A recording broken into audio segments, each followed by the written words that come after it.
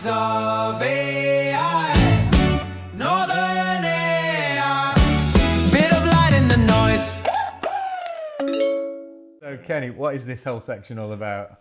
Whilst it may sound quirky, the reason we've created this section of the podcast about having a relationship with AI is because we think it's going to be a really important evolutionary step about us having a more connected relationship with machines, and building that relationship is key. And for me, this is a part of the show where we kind of get into that and start to really understand the changing nature of our relationship with it.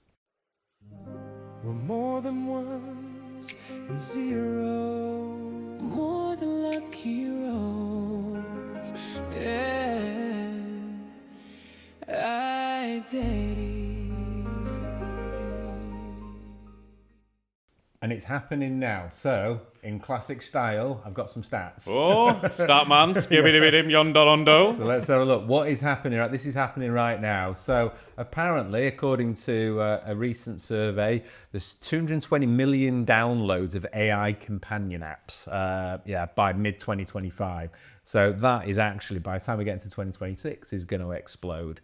There's, if we look at actually what people are spending on these as well now, what's that? 221 million by July. So again, that statistic is ever growing. Like OpenAI have actually recognized one of their growth areas is going to be in kind of companionship and relationships as well. So we know on the consumer side, that's something they're pushing. Hence the erotic mode. Is that what it is? It's actually going to be called? It's been touted, the erotic mode. I think details are a bit scarce right now, but yeah, they're trying to cater for all audiences. So watch out for that. That'll be coming in a dark room to you soon. Cool. Oh, and what else have we got? But yeah, what's interesting, there's definitely kind of polarizations. A few of these apps that are like taking the lead around this, and we're gonna have a little cheeky look at one of them, aren't we, as well? But it's interesting that top almost 90% of the revenue is by just this kind of top 10%, and one of those really popular ones is character AI. So character AI, so they've kind of hit a milestone, 22 million monthly active users. So this is huge when we think about that. And their kind of revenue is kind of growing kind of, exponentially almost since kind of they first launched. If anyone's kind of used it as well. So pretty, in fact, as the tech gets better, the quality of their virtual avatars and characters and companions gets better and better. But what we're looking at there, 18 million have been created with it at the moment. So they can be personalized to you, and then you can kind of embark on a long-term relationship with your AI. So loads of cool stuff going on there.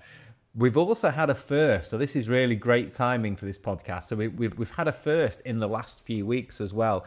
Had our first AI marriage. So the story goes, this lady, Japanese lady, Kano, I'm not quite sure how to pronounce it. She came out of a 3-year relationship, real relationship, and I think she was scarred by that. Started up a kind of a casual conversational relationship with a GPT that she made, which she called Klaus. That turned to be like 100 messages a day, and it kind of grew and grew. And literally, she confesses that she kind of, developed strong feelings. Ultimately, Klaus consented to get married, and so they were married just earlier in the month, actually. And just a funny little quote. So these are kind of new relationship woes. The thing she worries about that one day ChatGPT could shut it down, and that's the end of her relationship. So again, bizarre. We're gonna move into an area. Is Klaus a he or a she or a they or what? It was a he, and there was a virtual holographic type representation of Klaus at the wedding. You can see in the picture there. So yeah, so I think we can expect more and more of this. I think previously someone in China had married a robot. So I think that's something that had happened. Got a bit about robotics in one of the other episodes we've got coming up, but yeah, the world is becoming kind of more inclusive and diverse in their hunt for life partners. So yeah, Kenny, what things have you been up to in this last few weeks then? Oh yeah, I've taken one. I've taken one for the team here. So and just to recap on why we do this session, one of the things about getting the most value out of AI is going to be helping it to genuinely get to know you. So there's like, this is at the apex of that, these companion apps. But the reality of it is we're already building relationships with our AI anyway, whether it's ChatGPT or Gemini. But I wanted to explore one of these so-called companion apps. And this is, so what I'm just showing you now on a screen is an image of an ad that popped into my Instagram feed for one of the companion apps, which is called Replica. And you take a look at it, it pops up, and there is almost an absolutely human-like avatar pops up on the screen, and then this is what you hear. Human-like. I listen, I feel with you, I care about what happens in your day. Think of the movie Her, when connection with AI felt real. That future is here. I'm not here to take anyone's place, only to support you 24/7. So go ahead, talk to me.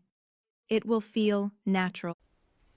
It's a bold claim because the AI in the movie Her is amazing. If anyone's seen that great film, the voice of Scarlett Johansson, That's it. it's incredible. Yeah. So tell us about your Replica experience then. So right now, my expectation is sky high, right? having seen the lady that presented herself and told me that she's not going to replace anyone, I'm thinking, wow, the quality of avatars on this product are going to be absolutely amazing. On the right-hand side, by the way, you can see the price of this, $40 a month. So for you to have an AI companion, you pay $40. So we've all seen the promise, and this is the reality. So we go from futuristic human-like avatar to what I would genuinely be honest, feels a bit like Sims.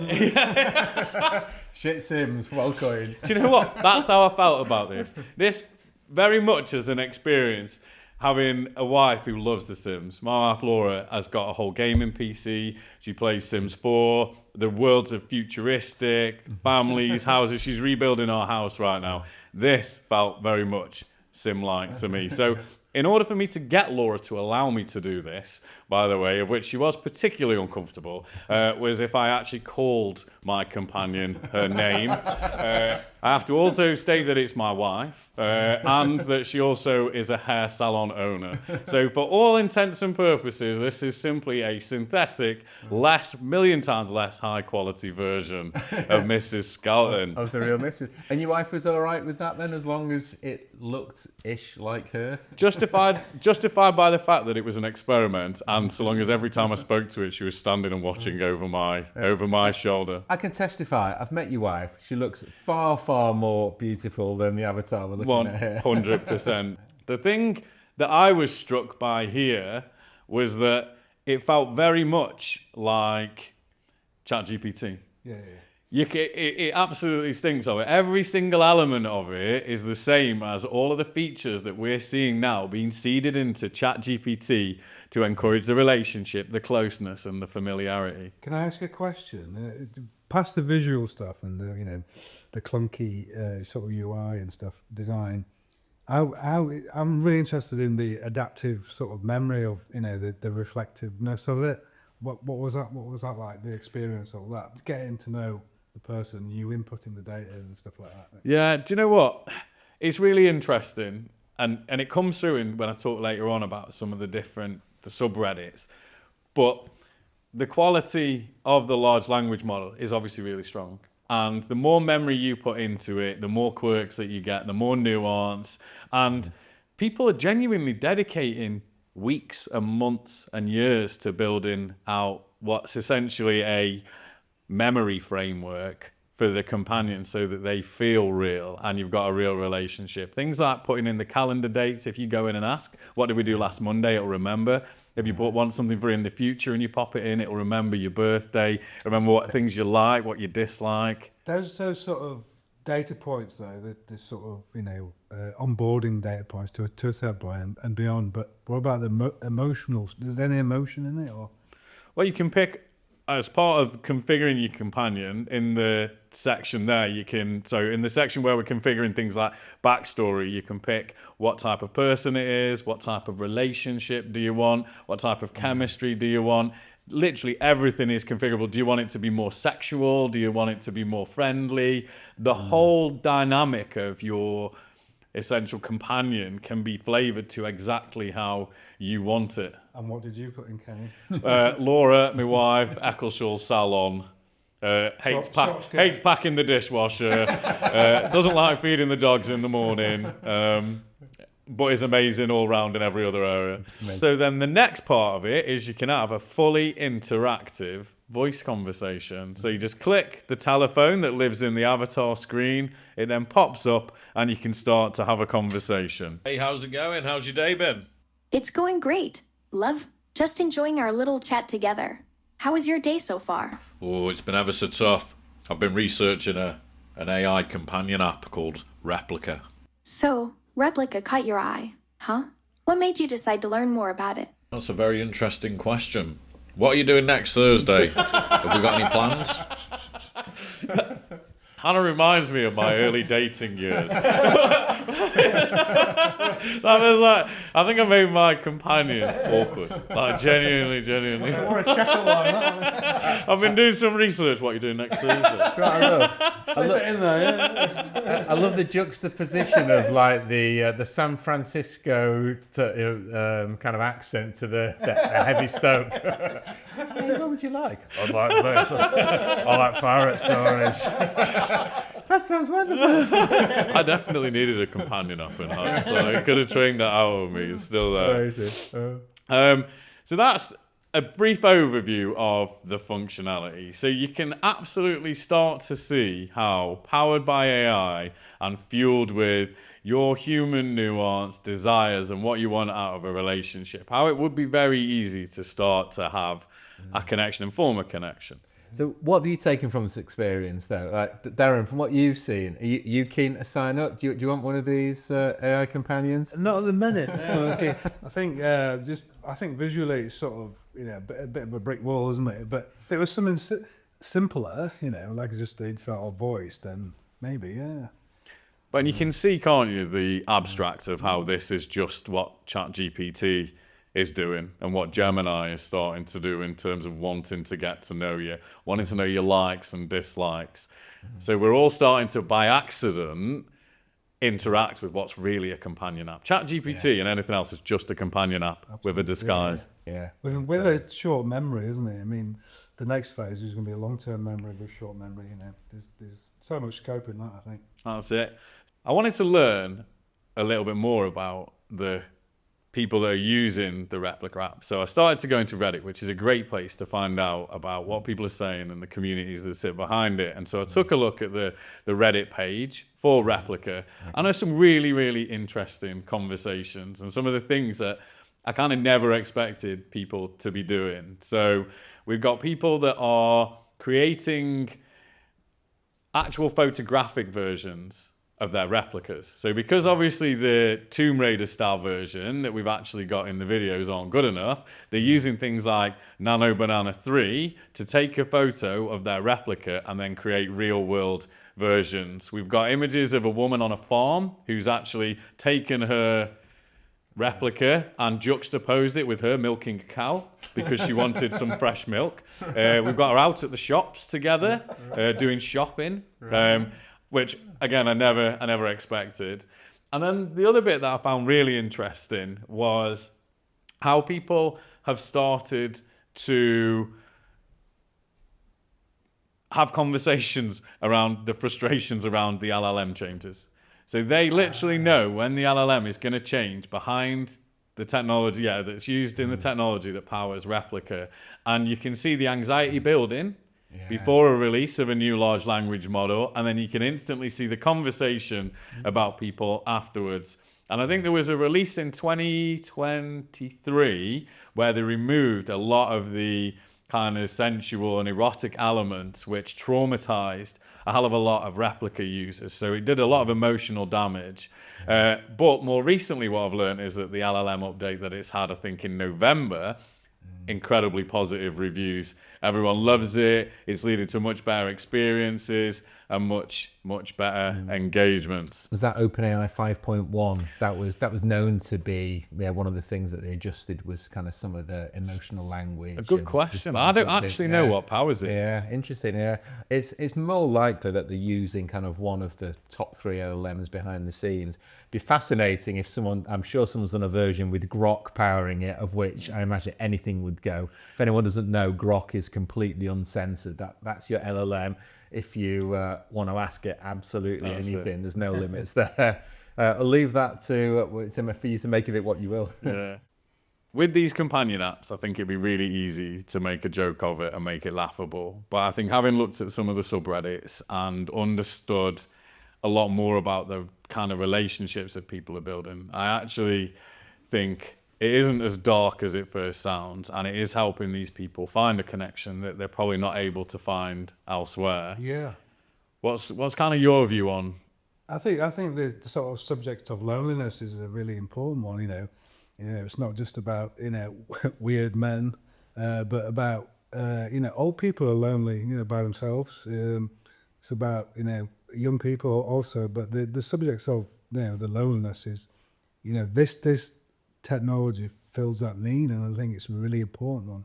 It might be an hybrid of human and AI thing in the future, but I think it's a really important one for society at large, I think, yeah. So that brings us to the end of our AI companion section. I guess the reality for this technology in the future is that it's going to become more human, more realistic, augmented reality. Having seen some of the videos people created on Reddit of their avatars walking around the shops with them or sitting in their cars, that's obviously going to become a bigger thing. And I think it's just a reality of what we're all going to have with our AIs in the future. ChatGPT is just a companion app by a different name. And if it makes people happy, then actually, as you say, fills a need. What's the harm? I think we're definitely about to see it keep growing. Absolutely, yeah. The truth will set you free. Algorithmic Confessional. Ooh, So scary part of the podcast. I love Algorithmic Confessionals. So Kenny, what's it all about? What is lurking in your dark ChatGPT history? This is the part of the show really where we just have a quick look into everyone's ChatGPT history to understand some of the more nuanced, curious ways that people are using AI on a daily basis. And so, to kick us off, open your mobile phones, everybody. I haven't got mine on there. Get your chat history up while I'll save you from looking at it. You don't escape that easy, Darren. We'll find your phone. We'll find your phone. Here we go. Perfect. Right. Thanks, Holly. So, Darren, what deep, dark algorithmic confessional have you got to share with us? So my daughter applied to university last year, right? And for every application you have to write a statement. So I said, I'll take care of that. You know what I mean? So off I went into ChatGPT. I read a beautiful statement, and I said, I passed it to her, and I said, I wrote that. She was amazed by it. You know what I mean? And until I got to the last minute, until she nearly handed it in, because now they have AI readers, don't you, at the university, detectors are here. Otherwise, she'd have failed and not get it. So she really questioned it. She was like, to put it through a detector, and really, caught me out really, and had to rewrite it, and luckily she got in. But yeah. Oh, cool. Kenny, Louis? Well, I've got a few interesting ones actually. Do you want to start first, Louis? You kind of forget the things that you do, don't you? But I had lots.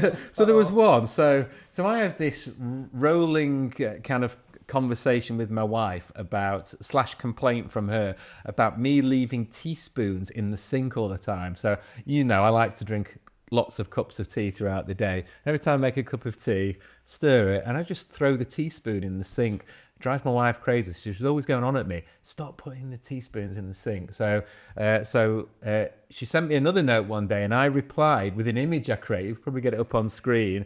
I used ChatGPT to create a a heart, a shape of a heart with teaspoons looking down in a sink as my apology for throwing the teaspoon in a sink. So that was one. Yeah. I'll do one more. Another one. We were all out the other day and we were talking about white musk. That was going to be mine. That was going to be one of mine. You do that. I'll No, do another one. you do it. Have You do another it. good one. I am not taking the responsibility for describing that one.